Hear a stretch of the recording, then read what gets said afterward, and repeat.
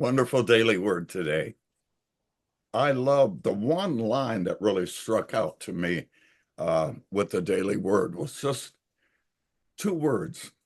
I relax. It occurs to me that that's what most of us really want is an opportunity to just relax. We seem to carry the weight of the world on our shoulders so much of the time.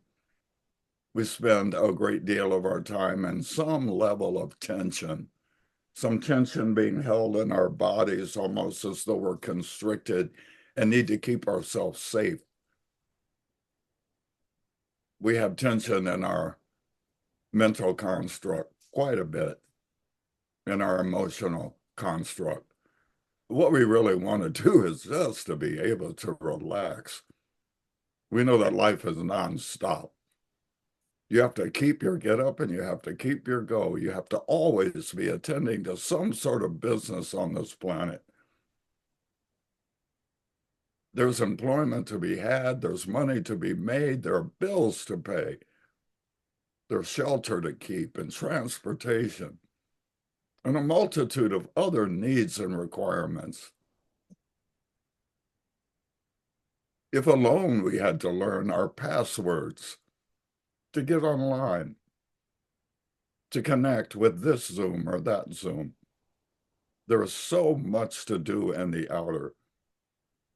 And there are so many reasons that are in the appearance of our surround that seem to give rise to agitation, to bring up fear, to introduce confusion. Sometimes we just want to relax, just to let go and let God, to know that we're safe. When last I was with you, we brought forth the second half of the Serenity Prayer. I looked up the word serenity, and the definition of serenity that I got was something that allowed me to know that this is what we truly want. I believe we want it more than anything, more than objects, more than possessions, more even than relationships with a significant other, more than money, more than wonderful shelter or transportation. We want peace of mind that will allow us to relax. And so the definition of the word serenity that I discovered had nothing to do with the surround and everything to do with my inner experience and your inner experience and the inner experience that is available to us. It spoke serenity, an inner state of calm, assurance, peace, and absence of worry. Think about this. Serenity, an inner state of calm, assurance, peace, and absence of worry. Serenity, an inner state of calm, assurance, peace, and absence of worry. That sums up what serenity is. And clearly we can see that with an inner state of calm, assurance, peace, and absence of worry, we can relax. We can know that all things work together for good. that God is in charge of the universe and God is in charge of my life. We can even come to know from this inner state of being that the universe is conspiring to bless us. I once believed that a sign of my being blessed was to live a life with no hardships, where everything went just as I wanted, and you behaved just as I want you to behave, and I behaved just as I would desire to behave. I once believed that a state of serenity, a state of peace, was somehow dependent upon the surround. If the surround is peaceful, I am peaceful. But as we deepened our understanding of earlier in the service through the principles, I create my experience by the activity of my thinking. In A Course in Miracles, there was a statement that I took personally. And that statement says that I give meaning to what is meaningless. The statement reminded me, Carlos Wayne, you are living in a meaningless world that you are giving meaning to. Some of the meaning you have given to this world, is that if it behaves, you can be at peace.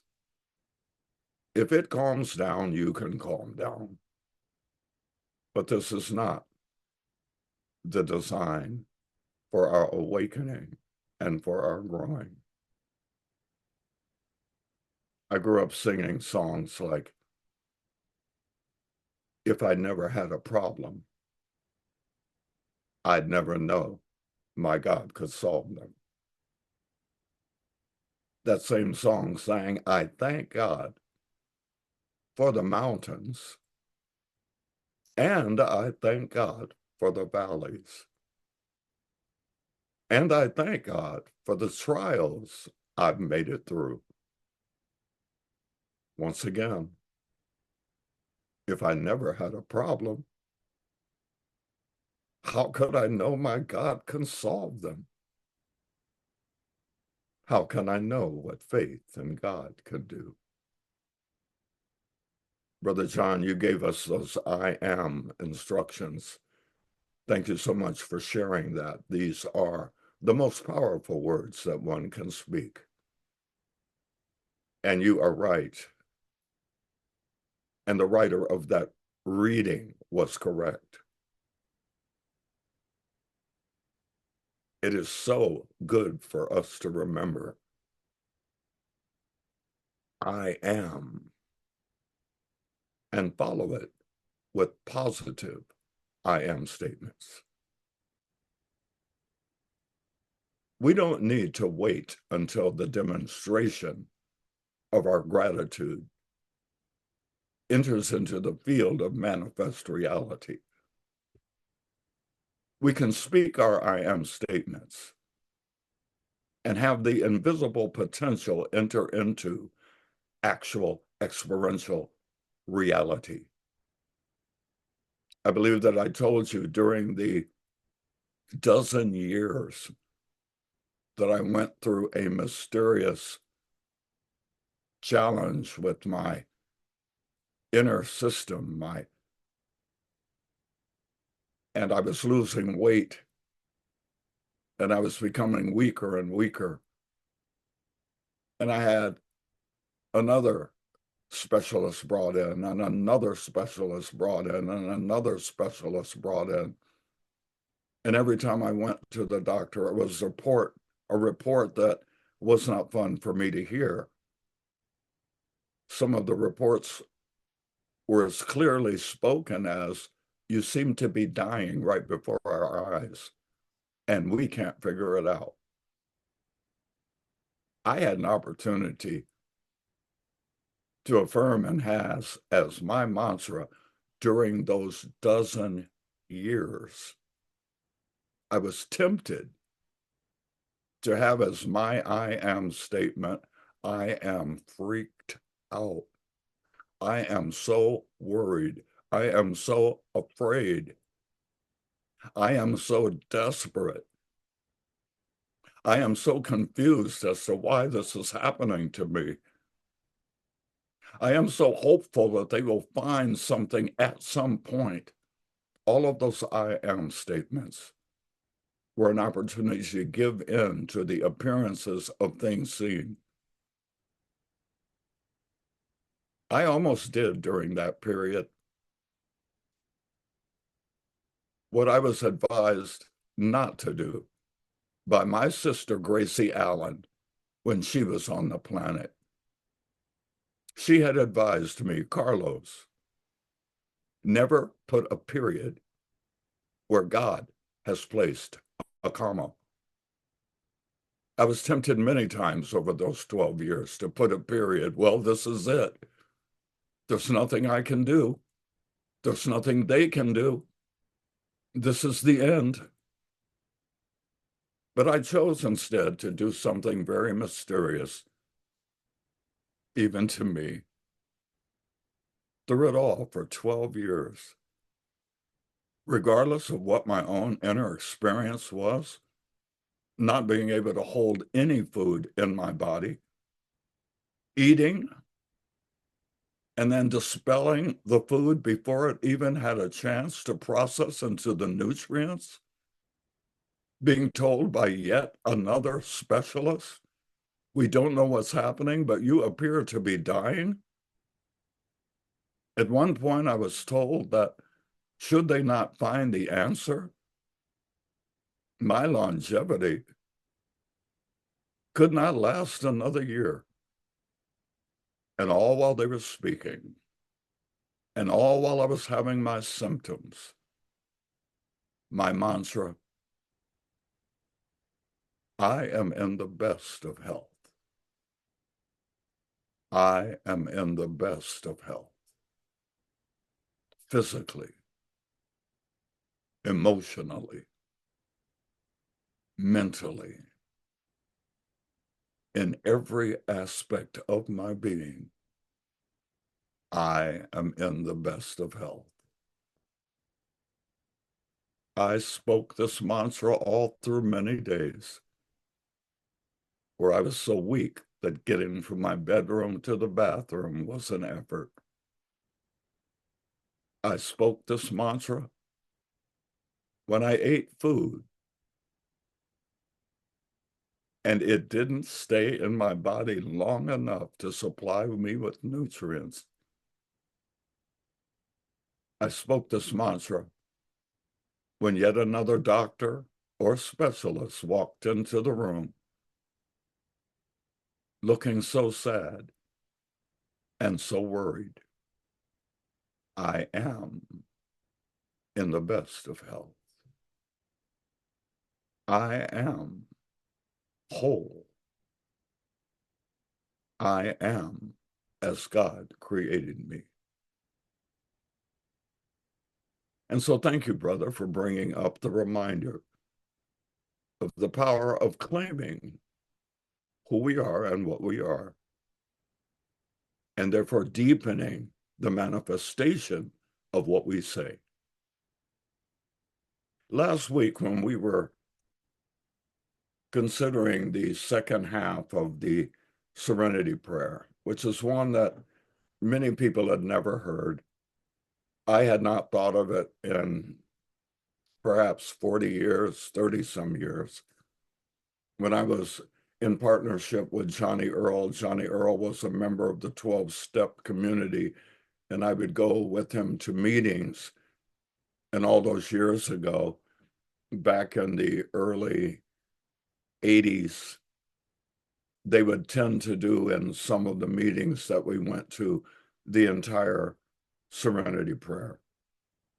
And as the years went by, it became shorter and it morphed in and out of several different ways of stating it. Because in the original, there was a section that brought in Jesus and said, taking this world as Jesus did. And then there was a problem with that word for people, so they shortened it to taking this world as he did. And then the he became an issue for some people, and it became taking this world as you did. And then they realized that the best way to put it, which would make it more universally inviting for anyone on any spiritual path, and even those who declared they were not on one. That was simply taking the world.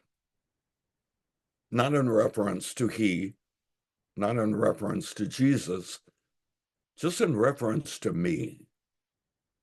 Me taking the world as it is and not as I would have it. But that is not the one I want to concentrate a bit of time and focus on today. Because as I said earlier, for the majority of my life, I really thought that my inner experience was sponsored by the surround and what was going on. This is where most human beings live.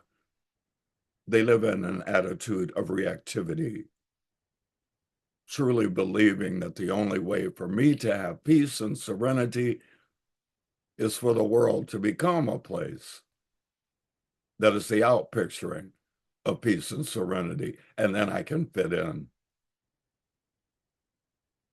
One of the statements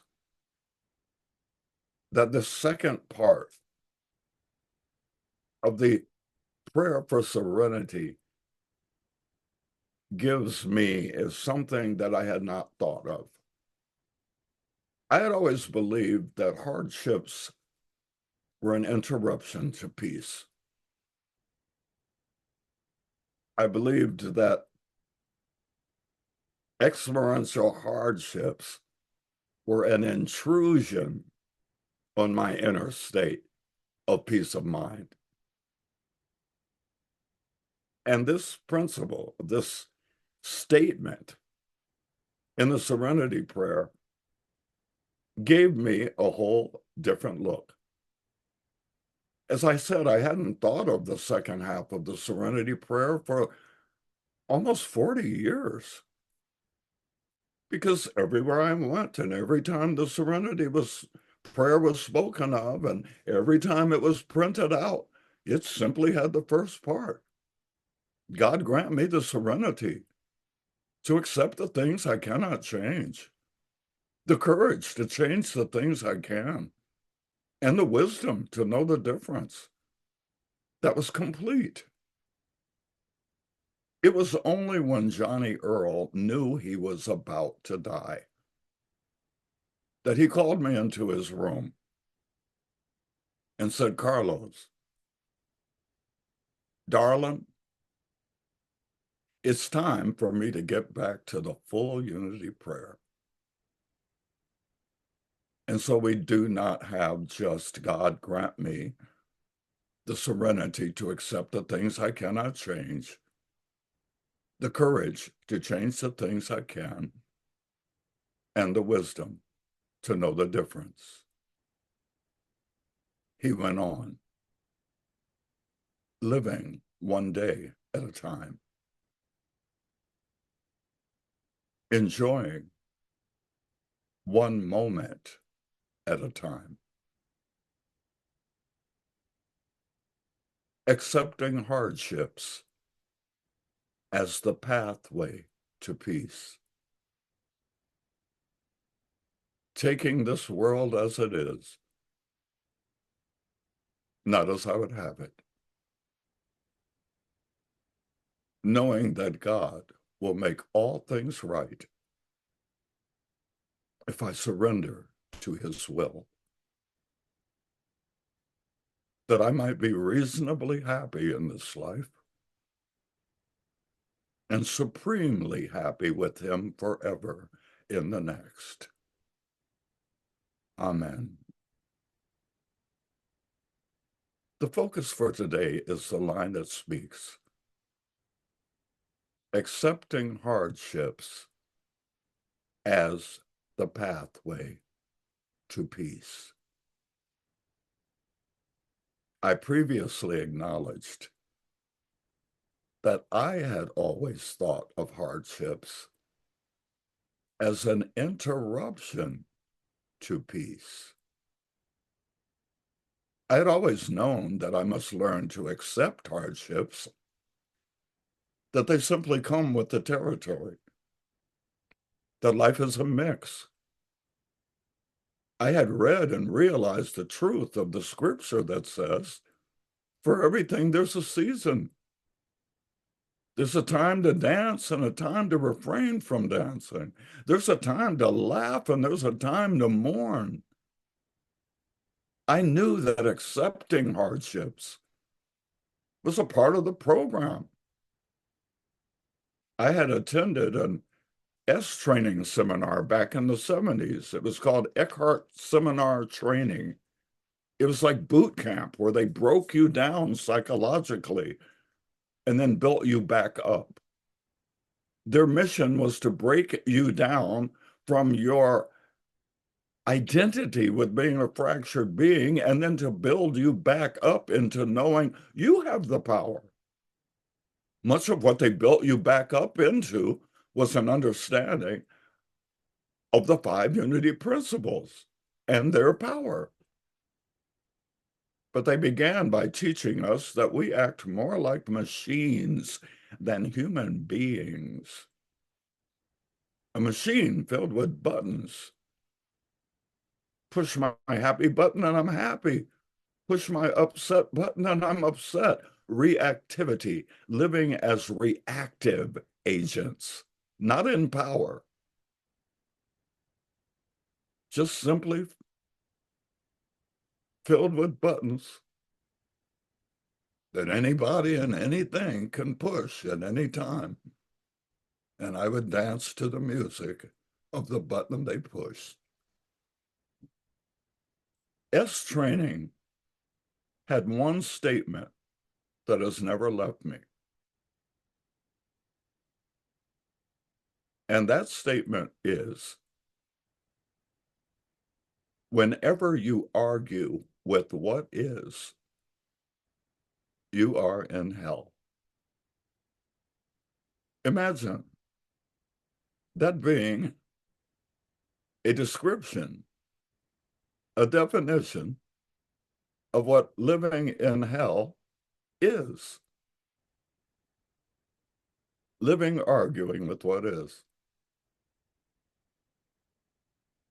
It said the only way into heaven and out of hell was to embrace and to accept what is. This does not mean you do not engage in activities and in processes to change what is. It simply means you're not arguing with what is while you are about changing what is. We know that one of the Kennedy boys brought forth, some people see things as they are and ask why. Others see things as they could be and ask, why not? But at every step of the process, we are not arguing with the world for being what it is. Because arguing with it places us in a victim consciousness, places us in a belief that something is going wrong rather than an opportunity for it to go right. Our arguing with it can put a period where God has placed a comma. A comma indicates that there is more to come, that it's not over. And so hardships, I knew I should embrace them. They come with the territory. I would be crazy to argue with the what is if part of what is that hardships come, challenges come, trials come, tribulations come. We've said many times, no test, no testimony, no trial, no opportunity to triumph and to rise above it and to grow through it and to be stretched by it and to be purified and to awaken. I knew I had to accept them, but never, ever, ever did it occur to me until I revisited recently this second part of the unity prayer and came upon that statement again after almost 40 years. That in order for me to have a state of serenity, which once more is defined as an inner state of calm, assurance, peace, and absence of worry. It says, my hardships are the pathway to peace. This I hadn't thought of. I had not meditated on, and I had not contemplated. This introduces hardships as a gift, not something just to be tolerated or accepted, as Carlos did. Well, they come with the territory. Don't argue with them. They come. Hardships must come to everybody. You know, it's one of the seasons. But for it to be presented as a gift, Carlos, Raleigh, Deb, Martine, Christine, Maya, Tom, John, Bob, whatever your name is. Hardships are the pathway to peace. I want you to contemplate what that might mean for you as I have recently been contemplating what it means for me. I've been looking back on my life. I've been looking back on moments of particular hardship. And I have been reframing. Many of them I simply accepted. Some I argued against. Some I wished had never occurred. Some seemed to dash my hopes and dreams. Some seemed to erase my future. Is it possible that every one of them had an opportunity to be the pathway to peace? The pathway to deepening an inner state of calm, assurance, peace, and absence of worry?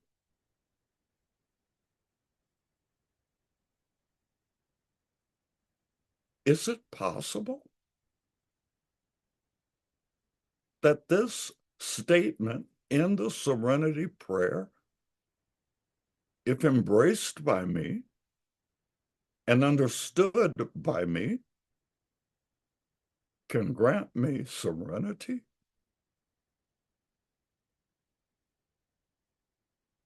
If this is true,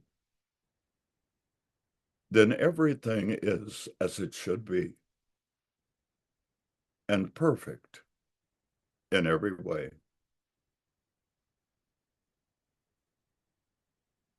It is true what the Native American teaching spoke. What don't kill me makes me strong. What I have not been able to receive as a gift is a gift. That song spoke true. My trials come to make me strong. It gives me a whole different take on things. There will always be hardships. And yes, they do come with the territory. But if I believe that hardships have come to weaken me, to deplete me, to bring me down,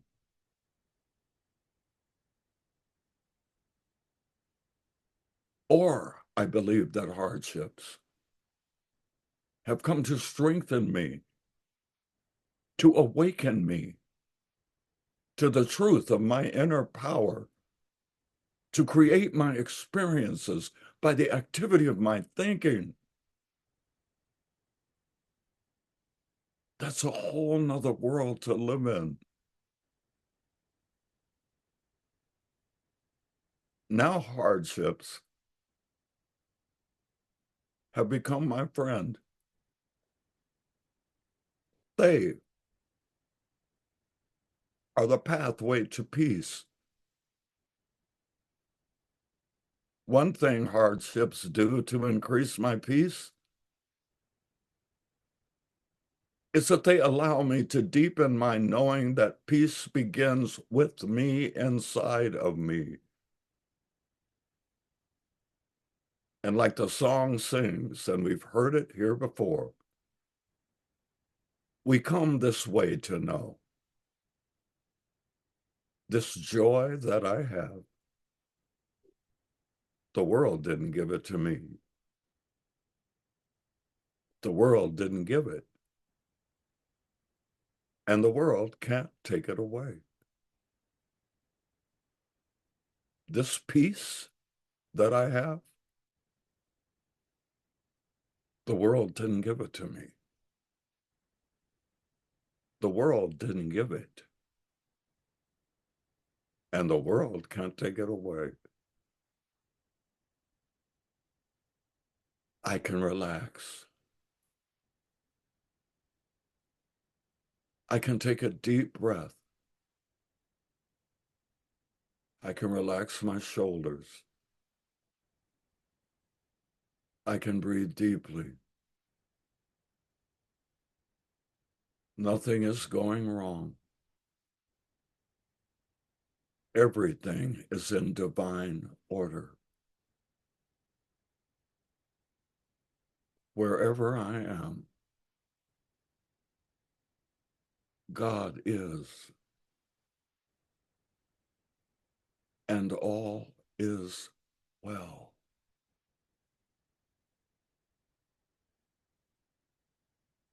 The game is fixed. Hardships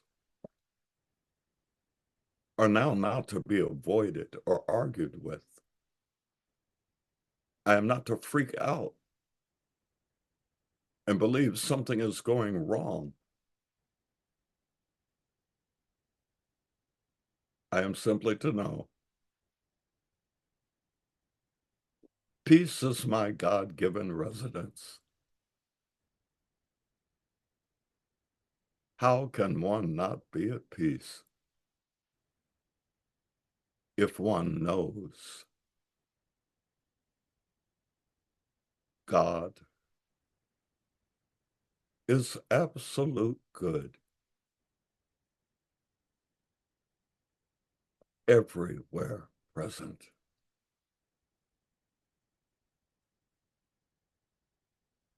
regardless of the appearance of dis-ease, a lack of ease.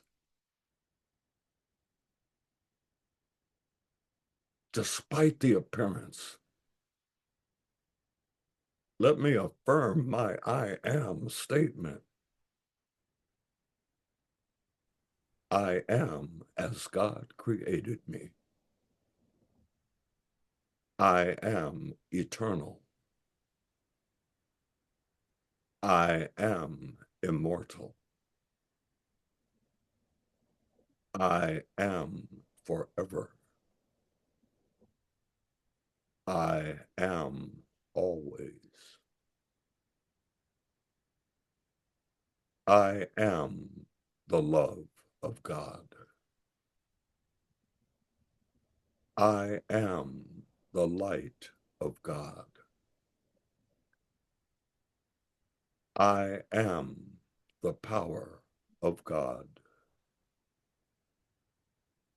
I am the presence of God. And all things all things, all things work together for good.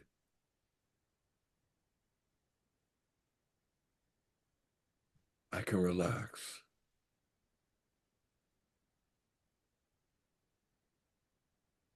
Serenity,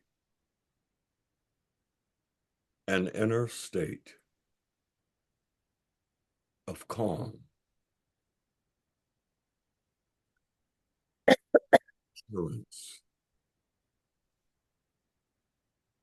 peace, and absence of worry.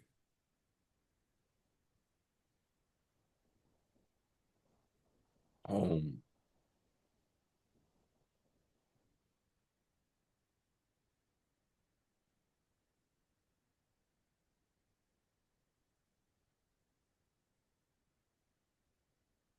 Amen.